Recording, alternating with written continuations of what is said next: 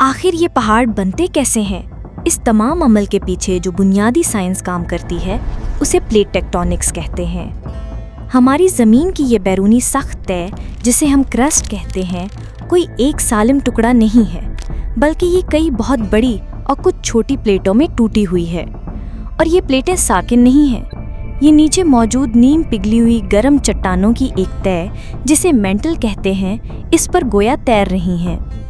Mental में चलने वाली हरारती रवें यानी कन्वेक्शन करंट्स इन प्लेटों को धकेलती रहती हैं। ये हरकत नाकाबिले तसव्वुर हद तक सुस्त है, तकरीबन उतनी ही जितनी हमारे नाखून बढ़ने की रफ्तार, यानी साल में महज चंद सेंटीमीटर। मगर सवाल ये पैदा होता है कि इतनी सुस्त रफ्तार से क्या वाकई कुछ बड़ा हो सकता है? जब आप इस अमल को लाखों करोड़ों साल के पैमाने पर देखते हैं तो यही चंद सेंटीमीटर मिलकर हजारों किलोमीटर का फासला बन जाते हैं। और इन्हीं प्लेटों के किनारों पर वो हैरत अंगेज वाक़यात रोनुमा होते हैं जो हमारी दुनिया का नक्शा बदल देते हैं। अब सवाल ये पैदा होता है कि जब ये प्लेटें हरकत करती हैं तो होता क्या है? दरअसल 3 तरह के इम्कानात होते हैं। ये प्लेटें या तो एक दूसरे से टकरा सकती हैं, या एक दूसरे से दूर जा सकती हैं, या फिर एक दूसरे के साथ रगड़ खाकर आगे पीछे खिसक सकती हैं। और पहाड़ बनने का सबसे आम और ताकतवर तरीका इन्हीं प्लेटों के टकराव में छुपा है। जब 2 बरआज़मी प्लेटें जो निस्बतन हल्की चट्टानों से बनी होती हैं आपस में टकराती हैं तो इनके किनारे किसी दबाए जाने वाले कालीन की तरह मुड़ना और सिलवटें खाना शुरू हो जाती हैं। इस अमल को फोल्डिंग कहते हैं। पहाड़ों में नजर आने वाली लहरों की तरह ऊपर नीचे मुड़ी हुई चट्टानें इसी फोल्डिंग का नतीजा हैं। जो तह ऊपर की तरफ उभरती है वो पहाड़ की चोटी बनाती है जिसे एंटीक्लाइन कहते हैं, और जो तह नीचे की तरफ धंस जाती है उसे सिनक्लाइन कहते हैं, जो अक्सर एक वादी की शक्ल इख्तियार कर लेती है। इस तरह बनने वाले पहाड़ तहदार पहाड़ या फोल्ड माउंटेन्स कहलाते हैं और ये दुनिया में सबसे आम है। इसकी सबसे बड़ी और जिंदा मिसाल हमारे अपने शुमाल में मौजूद कोहे हिमालय का अजीम सिलसिला है। ये पहाड़ इंडियन प्लेट की शुमाल की जानिब हरकत और यूरेशियन प्लेट से टकराने का नतीजा है। ये टकराव तकरीबन 5 करोड़ साल पहले शुरू हुआ था और हैरत अंगेज तौर पे आज भी जारी है। यही वजह है कि हम अक्सर सुनते हैं कि हिमालय की ऊंचाई आज भी बढ़ रही है। इसी तरह यूरोप के एल्प्स, शुमाली अमेरिका के रॉकीज, जनूबी अमेरिका के एंडीज और रूस के यूराल पहाड़ ये सब तयदार पहाड़ों की शानदार मिसालें हैं। यूराल पहाड़ तो बहुत कदीम है। ये उस वक्त बने थे जब कदीम बरे-आज़म आपस में जुड़कर पैंजिया नामी एक अजीम बरे-आज़म बना रहे थे। हिमालय का बनना तो अर्जियाती तारीख के लिहाज से एक निस्बतन नया वाक़या है। पहाड़ बनने का दूसरा अहम तरीका आतिशफ़शानी अमल है। जब ज़मीन की गहराइयों से पिघली हुई चट्टान, जिसे हम मैग्मा कहते हैं, किसी कमज़ोर रास्ते या दरार से सतह पर निकल आती है तो इसे लावा कहा जाता है। जब ये लावा बाहर निकलता है तो ठंडा होकर जम जाता है। इसके साथ राख और चट्टानों के टुकड़े भी निकलते हैं। जब ये अमल बार बार सदियों और हज़ारों सालों तक दोहराया जाता है तो लावा और राख की तहें एक दूसरे पर जमा होती जाती हैं और एक मखरूती शक्ल यानी कोन की शक्ल का पहाड़ वजूद में आ जाता है, जिसे आतिशफ़शानी पहाड़ कहते हैं।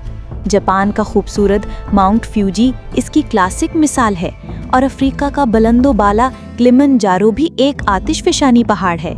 इसी की एक किस्म शील्ड आतिशफ़शां हैं जो कम गाढ़े लावे के बहाव से बनते हैं और इनकी ढलवानें ज़्यादा खड़ी नहीं होती बल्कि एक ढाल की तरह फैली हुई होती हैं, जैसे हवाई का मोना किया। तीसरी किस्म ब्लॉक पहाड़ या फॉल्ट ब्लॉक माउंटेन्स हैं। कभी कभी प्लेटों की हरकत की वजह से ज़मीन की क्रस्ट में बड़ी बड़ी दरारें पड़ जाती हैं जिन्हें फॉल्ट्स कहते हैं। इन फॉल्ट्स के दोनों तरफ ज़मीन के बड़े बड़े टुकड़े या ब्लॉक्स होते हैं। फॉल्ट के साथ हरकत की वजह से एक ब्लॉक दूसरे के मुकाबले में ऊपर उठ जाता है और दूसरा नीचे धंस जाता है। जो ब्लॉक ऊपर उठ गया वो पहाड़ बन जाता है जिसे हॉर्स्ट कहते हैं, और जो ब्लॉक नीचे धंस गया वो एक गहरी वादी बनाता है जिसे ग्रैबन या रिफ्ट वैली कहते हैं। अमेरिका में कैलिफोर्निया की सीरा नेवाडा रेंज और जर्मनी के हार्ट्स पहाड़ इसकी बेहतरीन मिसालें हैं। और सबसे मशहूर मिसाल मशरकी अफ्रीका की अजीम रिफ्ट वैली है जो लिबनान से मोज़म्बिक तक फैली हुई है और इसके किनारों पर ब्लॉक पहाड़ मौजूद हैं। एक और दिलचस्प किस्म गुंबदी पहाड़ या डोम्ड माउंटेन्स हैं। इनका ताल्लुक भी मैग्मा से है, लेकिन एक मुख्तलिफ तरीके से।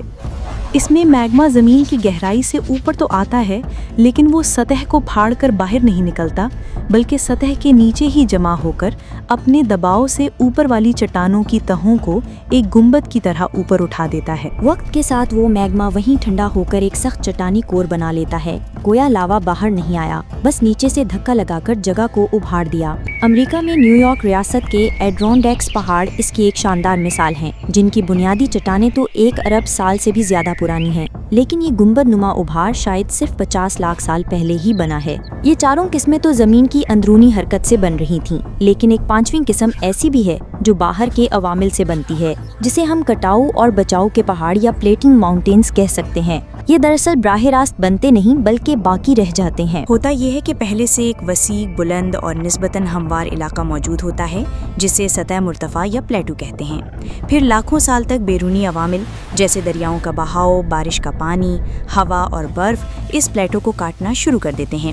وہ نرم چٹانوں کو زیادہ تیزی سے کاٹتے ہیں اور سخت چٹانوں والے حصے باقی رہ جاتے ہیں۔ تو جو حصے کٹاؤ سے بچ گئے وہ ارد گرد کی نیچی زمین کے مقابلے میں پہاڑ جیسے نظر آنے لگتے ہیں، گویا قدرت نے ایک بڑے پتھر کو تراش کر مورتیاں بنا دی ہوں۔ پاکستان میں سطح مرتفع پٹھوہار اور اس کے آس پاس کے علاقے اسی عمل کی کچھ جھلک دکھاتے ہیں۔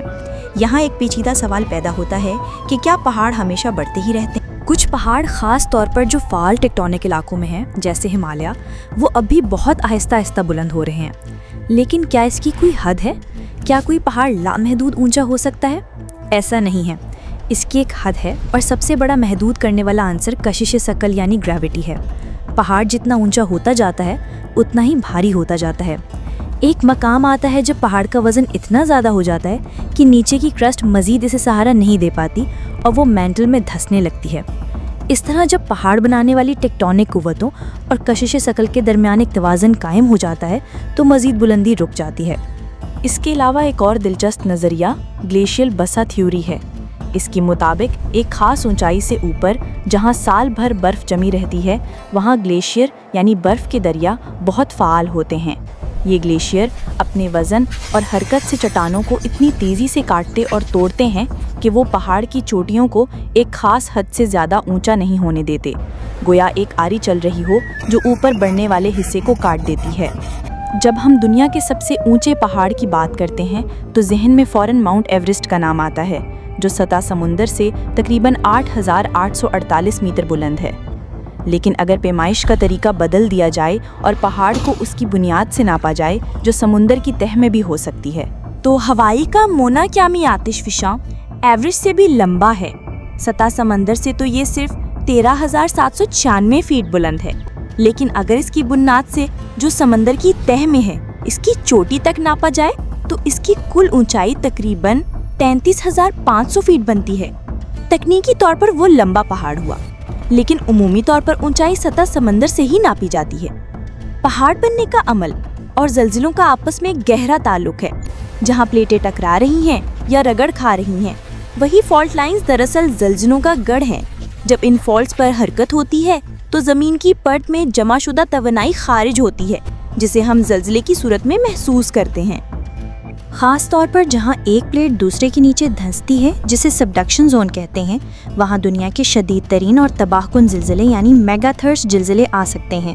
1964 میں الاسکا میں آنے والا 9.2 شدت کا زلزلہ اسی قسم کا تھا، اور اس نے زمین میں اتنی بڑی تبدیلیاں پیدا کیں کہ سائنسدانوں کو پلیٹ ٹیکٹونکس کے نظریے کو قبول کرنے میں فیصلہ کن مدد ملی۔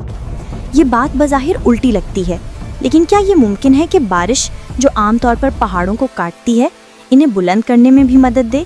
اس کے پیچھے آئسوسٹیسی کا دلچسپ تصور کام کرتا ہے۔ پہاڑ مینٹل پر گویا تیر رہے ہیں۔ جب دریا اور بارش وادیوں کو گہرا کر کے پہاڑ کا وزن کم کرتے ہیں تو وہ ہلکا ہو کر مینٹل میں تھوڑا سا اوپر اٹھ جاتا ہے، بالکل اسی طرح جیسے پانی پر تیرتی لکڑی کا کچھ حصہ کاٹ دینے سے وہ پانی میں تھوڑی اوپر اٹھ جاتی ہے۔ حالیہ تحقیق نے ہمالیہ جیسی جگہوں پر اس عمل کی تصدیق کی ہے، جو قدرت کے خود کو متوازن رکھنے والے پیچیدہ نظام کی عکاسی کرتا ہے۔ اور یہ پہاڑ صرف ہماری زمین تک ہی محدود نہیں، ہمارے نظام شمسی میں دوسری جگہوں پر بھی شاندار پہاڑ موجود ہیں۔ مریخ پر موجود اولمپس مونس نامی عظیم آتش فشاں پورے نظام شمسی کا اب تک دریافت شدہ سب سے بلند پہاڑ ہے جو تقریباً 25 کلومیٹر اونچا ہے۔